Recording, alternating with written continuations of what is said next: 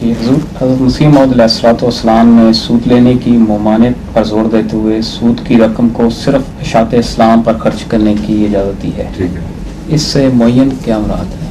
اشاعت اسلام سے مراد اشاعت اسلامی ہے اور تو کچھ نہیں. جواب بھی ہو سکتا ہے لفظ اشاعت اسلامی کا لفظ استعمال ہوا ہے. آپ کا اشاعت سے تعلق ہے. اشاعت اسلام سے مراد اشاعت اسلام کے سوا بھی کچھ ہو سکتا ہے. اشاعت اسلامی سوال کیا ہے؟ سوال تو باتیں کریں. حضور، اگر اس اصطلاح اشاعت اسلام کو محدود طور پہ سمجھا جانا چاہیے یا کہ براڈر ڈیفینیشن کرتے ہوئے اس میں رفاع عامہ اور امدادی پروگرام وغیرہ بالکل جائز نہیں ہے.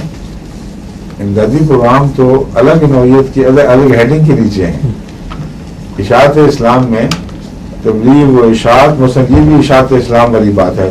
MTA لٹریچر کا سارا انتظام جو دنیا میں ہو رہا ہے وہ آپ کے سپورٹ ہے، وہ اشاعت اسلام ہے. مگر یہ کہ جی اس سے پھر دوسرے رفاہی کام یا اس قسم کے کام شروع کر دیے جائیں، یہ اشاعت اسلام کے اندر نہیں آتے، اسلام کے اندر آتے ہیں. حضرت مسیح علیہ السلام نے اسلام تو نہیں فرمایا، آپ نے اشاعت اسلام فرمایا ہے.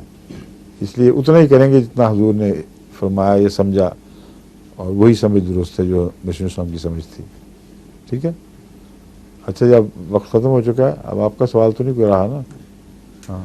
خدا حافظ. السلام علیکم. فی امان اللہ.